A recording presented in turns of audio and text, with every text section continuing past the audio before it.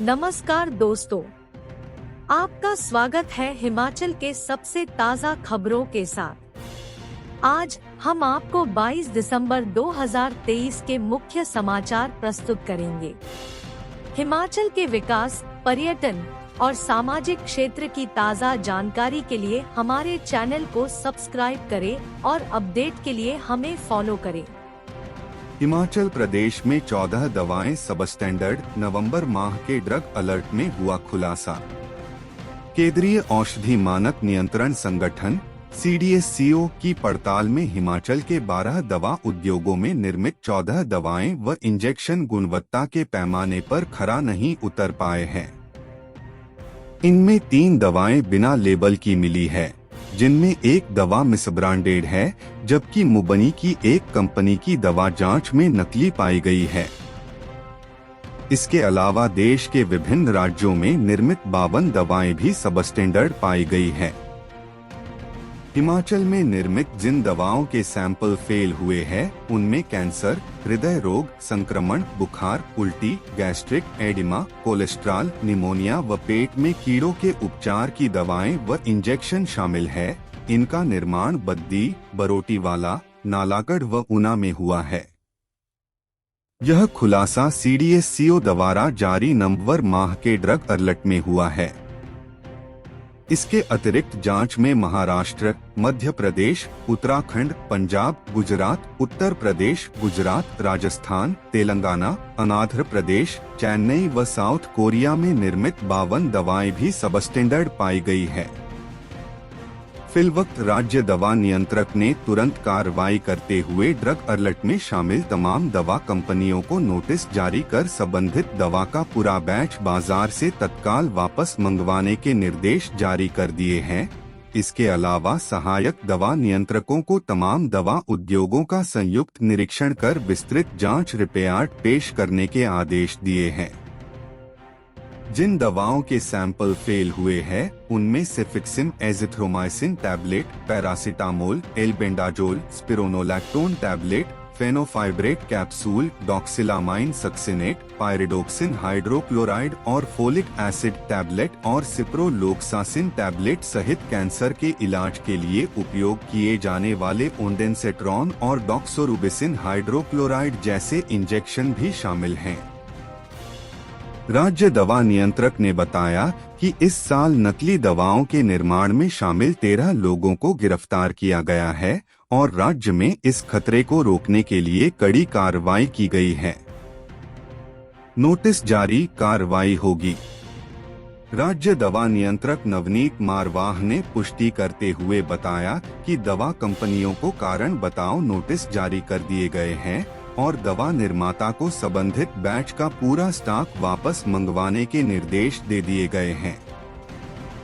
उन्होंने कहा कि दवा निर्माण में क्वालिटी से समझौता किसी भी सूरत में बर्दाश्त नहीं किया जाएगा। मारवाह ने कहा कि सहायक दवा नियंत्रकों को हिदायतें जारी की गई है। हिमाचल के जिन दवा उद्योगों के बार बार सैंपल फेल हो रहे हैं, उन उद्योगों का संयुक्त निरीक्षण कर कड़ी कार्रवाई करें। ऊना से हमीरपुर तक बिछे रेल लाइन, राज्यसभा सांसद सिकंदर कुमार ने रेल मंत्री अश्विनी वैष्णव को सौंपा प्रस्ताव।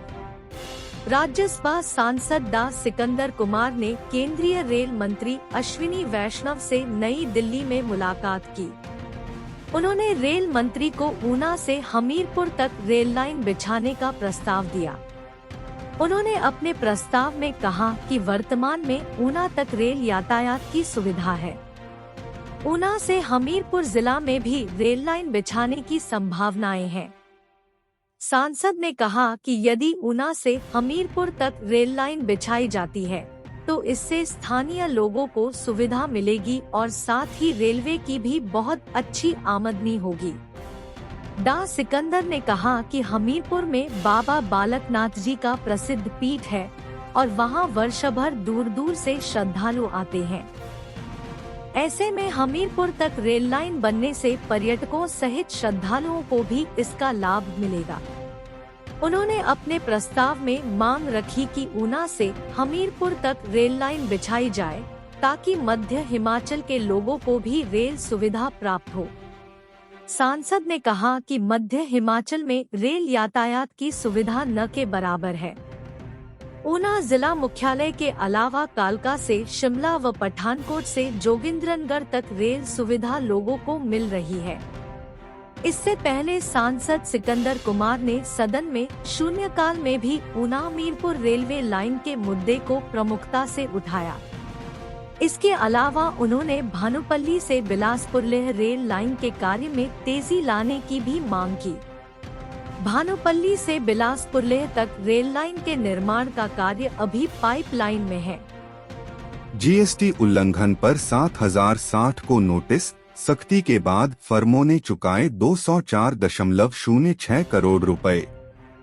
प्रदेश माल और सेवा कर (SGST) नियमों का उल्लंघन करने वाली फर्मों के खिलाफ विभाग ने शिकंजा कसा है, लेकिन इस कार्रवाई के बावजूद अभी बड़ी धनराशि की वसूली विभाग नहीं कर पाया है।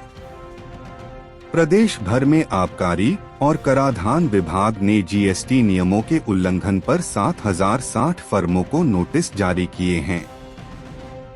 इन फर्मों से विभाग को नोटिस के माध्यम से 992.27 करोड़ रुपए की वसूली करनी है और अभी तक 204.06 करोड़ रुपए की वसूली की जा चुकी है, जबकि 788.21 करोड़ रुपए जुटाना अभी बाकी है। विभाग ने इन सभी को प्रदेश माल और सेवा कर अधिनियम 2017 की धारा 73 और 74 के अंतर्गत नोटिस जारी किए हैं। गौरतलब है कि जीएसटी उगाही का लक्ष्य तय होने के बाद विभाग ने सख्त कदम उठाए हैं। इन कदमों के तहत राज्य में प्रवेश के रास्तों पर चौकसी बढ़ाई गई है। लगातार निगरानी की वजह से बड़े पैमाने पर जीएसटी में धांधली के मामले उजागर हुए हैं और अब आबकारी एवं कराधान विभाग ने चिन्हित मामलों में उगाही का काम शुरू कर दिया है। मुख्यमंत्री सुखविंदर सिंह सुक्खू ने विधानसभा में श्री नैना देवी जी के विधायक रणधीर शर्मा के सवाल का जवाब देते हुए यह जानकारी दी है। विभाग ने जिन फर्मों को नोटिस दिए हैं उनसे उगाही के लिए प्रयास तेज कर दिए हैं। कीरतपुर नेरचौक 4 लेन तैयार, पीएम का इंतजार। शीतकालीन सत्र के बाद राज्यों का दौरा करेंगे प्रधानमंत्री। लोकसभा चुनाव से पहले प्रदेश में विकास कार्यों की झड़ी लगने वाली है। प्रधानमंत्री नरेंद्र मोदी जनवरी में हिमाचल आ सकते हैं। वह यहां कीरतपुर नेरचौक 4 लेन का उद्घाटन करेंगे। इससे पहले जून में NHAI ने केंद्र सरकार को 4 लेन के तैयार होने की रिपोर्ट भेजी थी। यह रिपोर्ट सड़क परिवहन मंत्रालय को भेजी गई थी। इसके बाद नितिन गडकरी ने हिमाचल सबसे पहले बनकर तैयार हुए 4 लेन को लेकर ट्वीट किया था और फोटो भी शेयर किए थे। केंद्रीय मंत्री नितिन गडकरी के कार्यालय से उद्घाटन की फाइल उस समय प्रधानमंत्री कार्यालय भेज दी गई थी। उन्होंने प्रधानमंत्री नरेंद्र मोदी को हिमाचल आकर 4 लेन के उद्घाटन का निमंत्रण दिया था और पीएमओ से उद्घाटन की तारीख मांगी गई थी। प्रधानमंत्री के जून में 4 लेन के उद्घाटन को आने की संभावना जताई जा रही थी। इस बीच उनके अमेरिका दौरे पर जाने की वजह से 4 लेन का उद्घाटन नहीं हो पाया। इसके बाद बरसात शुरू हो गई और हिमाचल में भयंकर त्रासदी की वजह से उद्घाटन के कार्यक्रम टाल दिए गए। लेकिन अब एक बार फिर NHAI ने कीरतपुर नेरचौक के बीच के हिस्से को बिल्कुल चकाचक कर दिया है और जल्द ही इसके उद्घाटन की संभावनाएं तलाशी जा रही है। NHAI ने मंत्रालय को 4 लेन के तैयार और सुरक्षित होने की रिपोर्ट भेजी है और अब इस रिपोर्ट के आधार पर पीएमओ से उद्घाटन की तारीख मांगी जाएगी। NHAI के क्षेत्रीय अधिकारी अब्दुल बासित ने बताया कि कीरतपुर नेरचौक 4 लेन पूरी तरह से तैयार है। बरसात के दौरान जहां नुकसान हुआ था उसकी भरपाई कर ली गई है। इसके बाद इस प्रस्ताव को पीएमओ में भेजा गया। उन्होंने अब सड़क परिवहन राजमार्ग मंत्रालय और प्रधानमंत्री कार्यालय के बीच उद्घाटन की तारीख तय होनी है। 4 लेन पर टॉप स्पीड 60 किलोमीटर। कीरतपुर-नेरचौक 4 लेन को NHAI ने बेहद खूबसूरती से तैयार किया है। करीब 77 किलोमीटर लंबे इस 4 लेन में 60 टॉप स्पीड तय की गई है। मानकों पर खरा उतरने के लिए अलग अलग जगहों पर कैमरे लगाए गए हैं। इन कैमरों के माध्यम से गाड़ी की गति की निगरानी की जा रही है। कीरतपुर-मनाली नेशनल हाईवे को बरसात में पहुंचे भारी नुकसान के बाद NHAI ने अब नेशनल हाईवे को पूरी तरह से बहाल कर लिया है और यही वजह है जो मनाली में एक बार फिर पर्यटकों की आमद बढ़ गई है। उद्घाटन के बाद 4 लेन पर पर्यटकों की आवाजाही और अधिक बढ़ने की संभावना है। श्रीन्यनादेवीजी में बनेगी टनल, भानुपल्ली बिलासपुर बैरी बरमाणा ब्रॉडगेज लाइन पर प्रक्रिया तेज। सामरिक महत्व की भानुपल्ली बिलासपुर बैरी बरमाणा ब्रॉडगेज रेलवे लाइन पर हिमाचल प्रदेश में सबसे लंबी 6 किलोमीटर टनल नयनादेवी उपमंडल में बनेगी। इसके लिए प्रक्रिया जारी है। 3.8 किलोमीटर खैरिया महला टनल और महलाजगात खाना के लिए 2 किलोमीटर लंबी टनल का आपस में जुड़ाव होगा। इन दोनों टनल के मध्य 300 मीटर के खाली पैच को टनलों के साथ जोड़े के लिए सर्वे कार्य चल रहा है। निर्माणाधीन सुरंगों की सुरक्षा व्यवस्था का जायजा लेने के लिए ADC डा निधि पटेल की अध्यक्षता में गठित कमेटी और जियोलॉजिस्ट टीम शुक्रवार को विजिट पर जाएगी। उत्तरकाशी हादसे के बाद जिला प्रशासन अलर्ट है और इसी के चलते सुरंगों में सुरक्षा की दृष्टि से किए गए प्रबंधों का जायजा लेने के लिए टीम विजिट करेगी, जिसमें संबंधित विभागों के आला अधिकारी सम्मिलित हैं। इस दौरान शिमला से जियोलॉजिस्ट भी साथ रहेंगे। ऐसे में प्रशासनिक स्तर पर एक रिपोर्ट तैयार कर सरकार को प्रेषित की जाएगी ताकि भविष्य में निर्माणाधीन सुरंगों में किसी भी प्रकार की अप्रिय घटना की आशंका न रहे। इसके साथ ही 2 सुरंगों को आपस में जोड़े व बीच के 300 मीटर खाली पैच को मिलाने के लिए चल रही प्रक्रिया पर भी रेलवे विकास निगम व निर्माता कंपनी के अधिकारियों के साथ पूरी फीडबैक ली जाएगी। उपायुक्त आबिद हुसैन सादिक की ओर से दिए गए निर्देशों के आधार पर यह टीम शुक्रवार को रेलवे लाइन पर निर्माणाधीन सुरंगों के विजिट के लिए जाएगी। वहीं आबिद हुसैन सादिक, उपायुक्त बिलासपुर ने बताया कि रेल लाइन पर 2 टनल को आपस में मिलाकर 6 किलोमीटर लंबी एक टनल तैयार होगी। इन 2 टनल के मध्य 300 मीटर खाली पैच को जोड़े के लिए सर्वे हो रहा है। शुक्रवार को निर्माणाधीन सुरंगों के विजिट के लिए ADC की अध्यक्षता में गठित टीम शिमला के जियोलॉजिस्ट के साथ जाएगी। उत्तरकाशी हादसे के बाद संज्ञान लेते हुए यह प्रभावी व्यवस्था लागू की गई है। रेल लाइन पर बनेंगी 20 टनल। रेल लाइन पर 20 टनल प्रस्तावित हैं। टनल पैकेज 1 में जंडौरी रोड तक 7 टनल बन रही हैं, जिनकी कुल लंबाई 3.50 किलोमीटर है। सभी ब्रेक थ्रू हो चुकी हैं। यह कार्य मैक्स इंफ्रा कंपनी कर रही है। इसी तरह टनल पैकेज 2 में 3.2 किलोमीटर लंबी 2 टनल बन रही हैं और एक ब्रेक थ्रू हो चुकी है। टनल पैकेज 3 में 3.83 किलोमीटर लंबी एक बड़ी टनल है, जबकि 60 मीटर लंबा एक ब्रिज बन रहा है। टनल पैकेज 4 में 5.6 किलोमीटर लंबी 3 टनल और 140 मीटर लंबा एक ब्रिज प्रस्तावित है। टनल पैकेज 5 में 3.6 किलोमीटर लंबी 3 टनल और 300 मीटर लंबाई के 2 ब्रिज बन रहे हैं। जायका प्रोजेक्ट की ड्रोन से निगरानी, पौधारोपण, जंगलों में आग लगने की घटनाओं पर रहेगी नजर। जायका वानिकी परियोजना की सभी गतिविधियों पर अब ड्रोन से निगरानी की जाएगी। जायका तकनीक को हाईटेक कर दिया गया है। परियोजना के तहत होने वाले पौधारोपण, जंगलों में आग लगने की घटना समेत प्रोजेक्ट के अंतर्गत हो रहे हरेक कार्यों को ड्रोन के माध्यम से कड़ी नजरें रखी जाएंगी। जायका वानिकी परियोजना के project manager GIS Rajneesh Kumar के नेतृत्व में रोरू वन मंडल के सरस्वतीनगर वन परिक्षेत्र में ड्रोन से सर्वे किया गया है। रजनीश कुमार ने कहा कि जायका वानिकी परियोजना के तहत किए गए कार्यों को ड्रोन में कैद किया जा रहा है।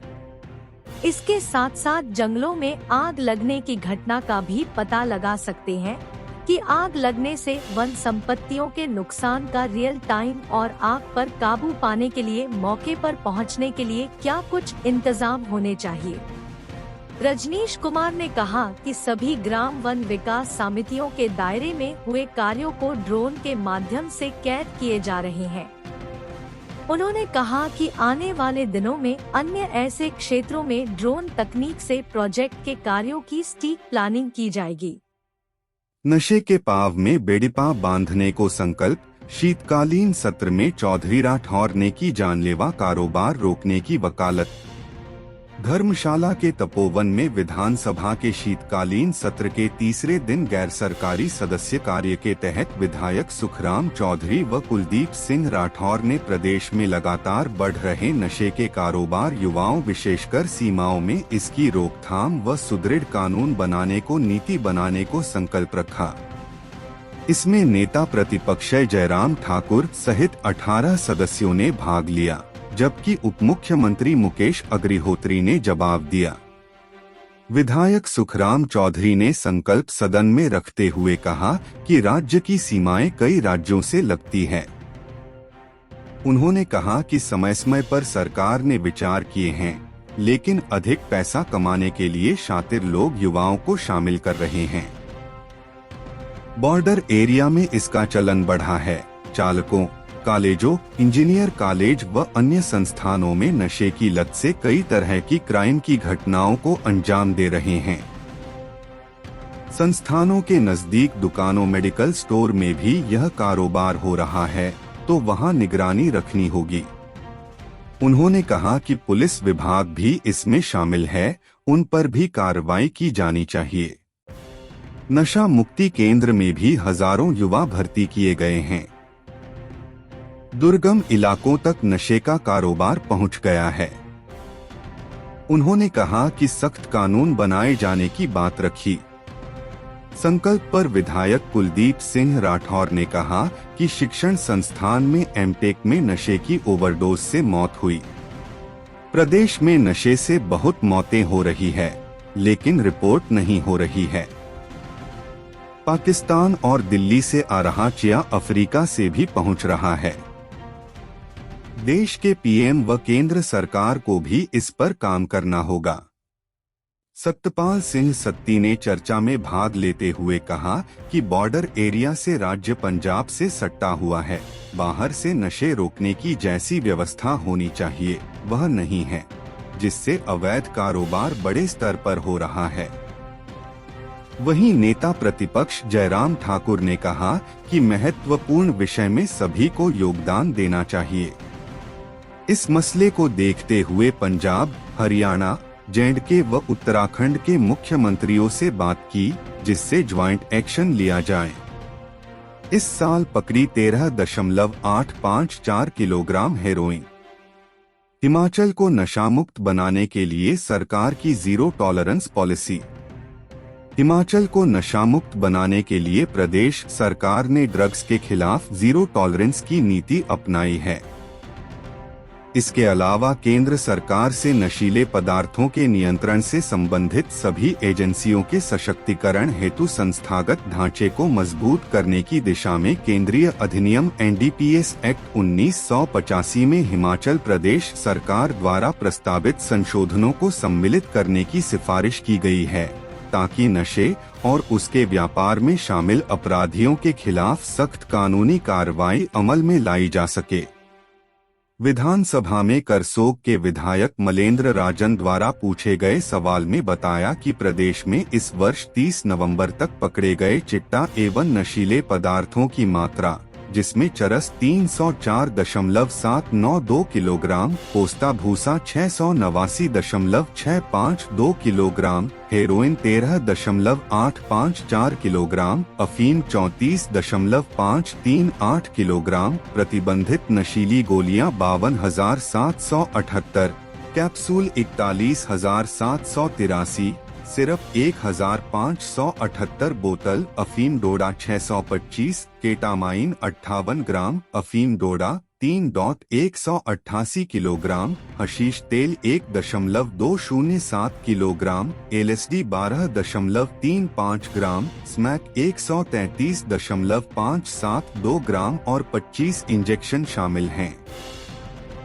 इसके अलावा इस वर्ष के 1,526 मामले न्यायालय में विचाराधीन हैं।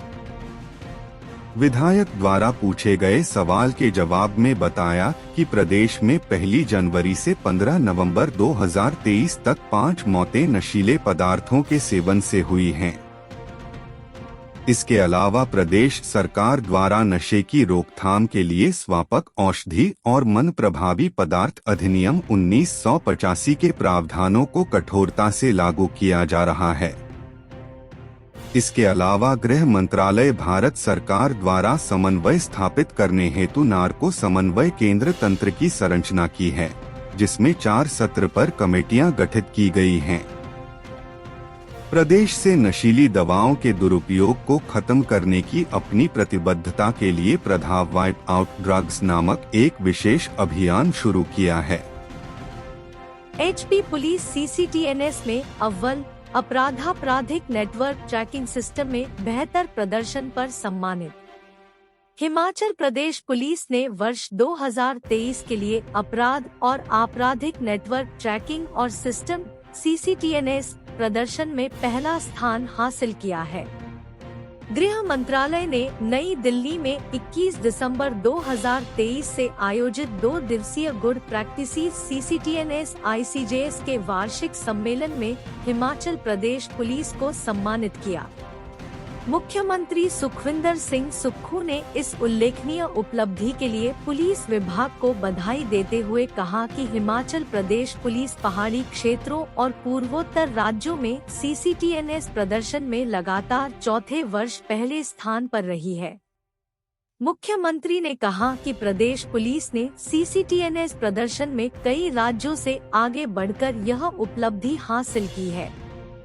उन्होंने कहा कि सीसीटीएनएस परियोजना के कार्यान्वयन में शामिल वरिष्ठ अधिकारियों के कुशल मार्गदर्शन में SCRB के तहत सभी क्षेत्र स्तरीय पुलिस अधिकारियों और राज्य स्तरीय सीसीटीएनएस टीम के समर्पित और सामूहिक प्रयासों से यह उपलब्धि हासिल की है। पुलिस महानिदेशक संजय कुंडू ने पुलिस विभाग की कार्य प्रणाली को बेहतर बनाने में उनकी निरंतर प्रेरणा और मदद के लिए मुख्यमंत्री का आभार व्यक्त किया। उन्होंने कहा कि देश के सभी राज्यों केंद्र शासित प्रदेशों के सीसीटीएनएस परियोजना कार्यान्वयन प्रदर्शन की निगरानी के लिए भारत सरकार, गृह मंत्रालय, राष्ट्रीय अपराध रिकॉर्ड ब्यूरो नई दिल्ली ने पूर्व निर्धारित पैरामीटर के आधार पर राज्यवार सीसीटीएनएस प्रदर्शन रैंकिंग तय की है। हिमाचल ने सीसीटीएनएस परियोजना संबंधी राज्य के सभी मानकों को पूर्ण करते हुए इसका सफल कार्यान्वयन सुनिश्चित किया है।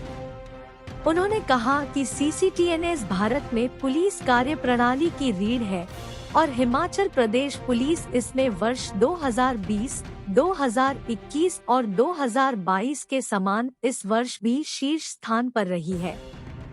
सदन छोड़ कैबिनेट मीटिंग में चले गए मंत्री, प्रश्नकाल से पहले जयराम ने उठाया मामला, स्पीकर ने चेताई सरकार। विधानसभा विंटर सेशन में गुरुवार को प्रश्नकाल से पहले नेता प्रतिपक्ष जयराम ठाकुर ने विशेष उल्लेख के तहत पिछली शाम की घटना को उठाया और उस पर विधानसभा अध्यक्ष कुलदीप सिंह पठानिया ने कड़े शब्दों में सत्ता पक्ष को चेता दिया। गुरुवार सुबह जैसे ही सदन के कार्यवाही शुरू हुई, नेता प्रतिपक्ष जयराम ठाकुर ने कहा कि ऐसा पहली बार हुआ है कि विधानसभा चल रही हो और बगल में कैबिनेट भी शुरू हो जाए।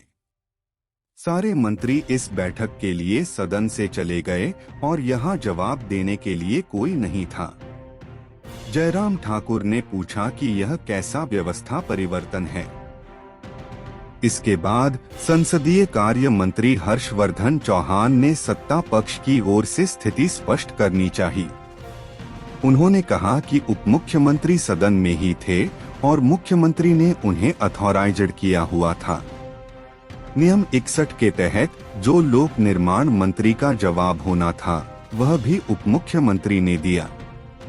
हर्षवर्धन ने कहा कि क्योंकि नेता प्रतिपक्ष जयराम ठाकुर खुद भीतर नहीं थे तो इन्हें जो ब्रीफ किया गया यह वही बात कर रहे हैं। इसके बाद मुख्यमंत्री सुखविंदर सिंह सुक्खू ने भी अपनी बात कही। उन्होंने कहा कि मैंने अपना सारा काम डिप्टी चीफ मिनिस्टर को ट्रांसफर कर दिया था। कैबिनेट का टाइम 6 बजे था और विधानसभा को 6 से 7 और फिर 7 से 8 बजे तक एक्सटेंड किया गया, इसलिए यह कंफ्यूजन हुआ। वहीं विधानसभा स्पीकर कुलदीप सिंह पठानिया ने कहा कि सदन को सत्ता पक्ष और विपक्ष के विधायकों से पूछकर ही एक्सटेंड किया गया था। अध्यक्ष अपनी मर्जी से कुछ नहीं करता, सदन ही सुप्रीम है, इसलिए सदन में हो रहे फैसले हाउस के ही हैं। उन्हें सत्ता पक्ष की साइड कुछ लैप्स पता लगे हैं जो रिकॉर्ड पर आए हैं। हालांकि संसदीय कार्य मंत्री ने यह मान लिया है कि ऐसी लापरवाही दोबारा नहीं होगी। विधानसभा अध्यक्ष की इस ऑब्जर्वेशन के बाद मामला शांत हुआ और प्रश्नकाल शुरू हुआ। स्क्रैप कैटल के लिए 700 रुपए देगी सुक्खू सरकार। प्रदेश सरकार बेसहारा पशुओं की समस्या से छुटकारा पाने के लिए स्क्रैप कैटल के लिए किसानों को प्रति जानवर 700 रुपए देगी। कृषि व पशुपालन मंत्री चौधरी चंद्र कुमार ने गुरुवार को विधानसभा में विधायक भवानी सिंह पठानिया द्वारा लाए गए संकल्प के जवाब में यह बात कही। मंत्री के जवाब से संतुष्ट भवानी सिंह पठानिया ने अपना संकल्प वापस ले लिया। चंद्र कुमार ने कहा कि सरकार बेसहारा पशुओं की समस्या पर काबू पाने के लिए किसानों का एक पोर्टल तैयार कर रही है। इसमें दूध देने वाले और स्क्रैप कैटल का अलग अलग डाटा तैयार किया जा रहा है। इसके अलावा सरकार पशुओं की जनगणना भी शुरू करेगी। इसके तहत ब्लॉक स्तर पर सभी पशुपालकों के जानवरों को चिप लगाई जाएगी। इससे इन पशुओं को बेसहारा छोड़ने की समस्या को कम किया जा सकेगा। पशुपालन मंत्री ने कहा कि सरकार ने बेसहारा जानवरों को गौसदनों में बेहतर सुविधाएं देने के लिए शराब पर सेस लगाया, जिससे सालाना 69 करोड़ रुपए मिलने का अनुमान था, लेकिन यहां से बहुत कम पैसा मिला। इसी तरह मंदिर न्यासों से भी गौसदनों के लिए अपेक्षित धनराशि नहीं मिली। उन्होंने कहा कि इस साल मंदिर न्यासों से केवल 63 लाख रुपए ही अभी तक मिला है। ईमानदारी से लागू नहीं हो रहे कानून। चंद्र कुमार ने कहा कि बेसहारा पशुओं की समस्या को कम करने के लिए पंचायती राज कानून 1984 और नगर निगम कानून 1984 के तहत जुर्माने का प्रावधान है, लेकिन इन कानूनी प्रावधानों को ईमानदारी से लागू नहीं किया जा रहा है। इस कारण समस्या लगातार बढ़ रही है। सरकार दुधारू पशुओं के टीकाकरण में सुधार पर भी कार्य कर रही है और केवल डॉक्टरों को टीकाकरण करने के निर्देश दिए गए हैं। टीकाकरण पर पशुओं का संबंधित अस्पतालों में कार्ड भी बनाया जाएगा और 1 महीने बाद जानवरों की जांच होगी ताकि पता चल सके कि टीकाकरण सफल रहा है या नहीं। सीबीएसई पाठ्यक्रम के विद्यार्थी पढ़ें के खिलौनों को लग गई ठंड। सुंदरनगर के युवा साहित्यकार पवन चौहान के नाम एक और उपलब्धि जुड़ गई है। पवन की कहानी खिलौनों को लग गई ठंड देश भर के विद्यार्थी सीबीएसई पाठ्यक्रम के तहत दूसरी कक्षा के अंतर्गत हिंदी की पाठ्य पुस्तक नवोन्मेष में 2023 से 24 सत्र से पढ़ेंगे। यह कहानी न्यू सरस्वती हाउस की इस पाठ्य पुस्तक में राष्ट्रीय पाठ्यचर्या की रूपरेखा 2022 बुनियादी स्तर के अनुरूप शामिल की गई है। यह कहानी विद्यार्थियों में वैज्ञानिक दृष्टिकोण के विकास में मदद करेगी। यह पाठ्य पुस्तक CBSE संबद्ध निजी विद्यालयों में पढ़ाई जाएगी। इस पुस्तक में सुपरिचित साहित्यकारों निरंकार देव सेवक, श्याम सुंदर श्रीवास्तव, कोमल दा विनोद प्रसून, RC प्रसाद सिंह, नैना अडगारकर, राजा चौरसिया और वंदना चौहान की रचनाओं को भी शामिल किया गया है। टांडा अस्पताल में जल्द पूरा होगा स्टाफ, TMC पहुंचे कैबिनेट मंत्री, बोले फरवरी में मिलेगा बजट। डा राजेंद्र प्रसाद राजकीय आयुर्विज्ञान चिकित्सा महाविद्यालय टांडा अस्पताल में गुरुवार को नवनियुक्त मंत्री यादवेंद्र गोमा ने अस्पताल का दौरा किया। मंत्री यादवेंद्र गोमा टांडा मेडिकल कॉलेज व अस्पताल के प्रशासनिक अधिकारियों, डॉक्टरों, नर्सों व सफाई कर्मचारियों से भी मिले। उन्होंने कहा कि जल्द ही टांडा अस्पताल में स्टाफ व बजट की कमी को पूरा किया जाएगा, ताकि मरीजों को आने वाली मुश्किलों का समाधान जल्द किया जा सके। मंत्री यादवेंद्र गोमा ने अपनी तरफ से टांडा मेडिकल कॉलेज व अस्पताल के सुपर स्पेशलिटी के कार्डियोलॉजी विभाग में कैंसर रोगियों के लिए 50 हीटर भी दिए। इससे पहले पत्रकारों को संबोधित करते हुए उन्होंने कहा कि पिछली सरकार अगर टांडा मेडिकल कॉलेज व अस्पताल पर ध्यान देती तो आज बजट और मशीनरी की किल्लत न होती। फरवरी में टांडा अस्पताल को बजट दिया जाएगा, ताकि हिमकेयर जैसी समस्याओं का समाधान शीघ्र किया जा सके। पर्ची का समय भी जल्दी किया जाएगा, ताकि दूर से आने वाले मरीजों को लंबी लाइनों में न लगना पड़े। टांडा अस्पताल में 6 जिलों के मरीज अपना इलाज करवाने यहां पहुंचते हैं। विस्थापन का दंश, सेंसिटिव जोन में आया 114.7 किलोमीटर एरिया, अब इतने गांव जद में। पौंग बांध निर्माण के समय विस्थापित हुए लोगों के जख्मों को अभी मरहम भी नहीं लगा था कि अब झील किनारे बसे गांवों को इको सेंसिटिव जोन बनाकर लोगों को विस्थापित करने की कवायद भी शुरू हो गई है, जिसके चलते लोगों में विस्थापित होने का डर सताने लगा है। अगर सच में ऐसा होता है तो हजारों परिवार फिर से विस्थापित होंगे। पौंग झील किनारे बसे 51 गांवों को इको सेंसिटिव जोन में रखा गया है, जिसमें विधानसभा क्षेत्र जसवा, परागपुर, देहरा, जवाली, नूरपुर व फतेहपुर के लोग प्रभावित होंगे। सरकार के प्रस्ताव को पर्यावरण, वन मंत्रालय और जलवायु परिवर्तन पर्यावरण मंत्रालय की ओर से पौंग झील सेंचुरी एरिया के आसपास के इलाकों को इको सेंसिटिव जोन के दायरे में लाने के लिए 28 अप्रैल 2022 को प्रस्तावना की मंजूरी देकर 6 माह के लिए लोगों से आपत्तियां मांगी गईं, लेकिन 6 माह में कोई आपत्ति दर्ज नहीं हुई। अब 6 माह का समय पूरा हो चुका है तथा ऐसे में अब पौंग झील सेंचुरी एरिया से 1.5 किलोमीटर दायरे में 114.7 किलोमीटर क्षेत्र सेंसिटिव जोन के दायरे में आ रहा है। इस एरिया में अब कोई भी निर्माण कार्य नहीं हो पाएगा। निर्माण कार्य करने से पहले मंजूरी लेनी होगी। सलाह करने के बाद तैयार हुआ मास्टर प्लान।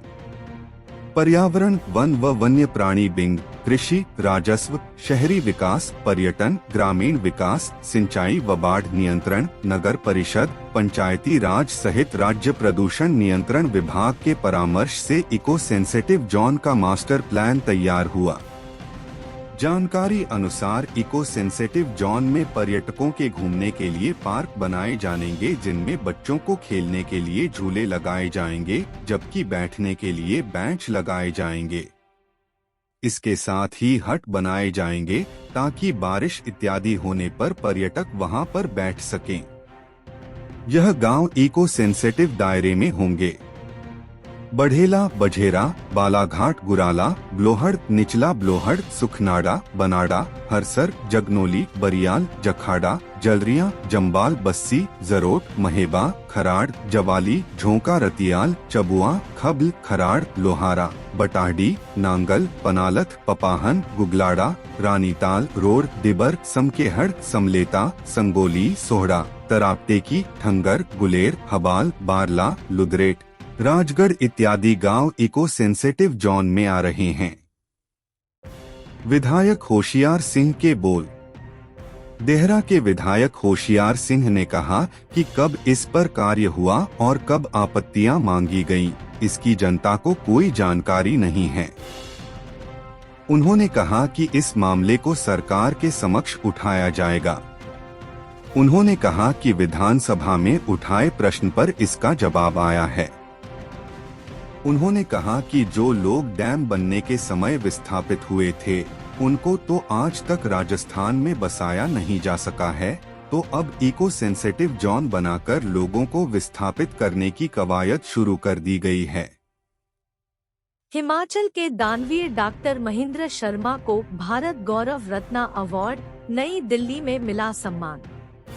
हिमाचली दानवीर डॉक्टर महेंद्र शर्मा को गुरुवार को अशोका होटल नई दिल्ली में एक भव्य समारोह में भारत गौरव रत्न अवार्ड से सम्मानित किया गया।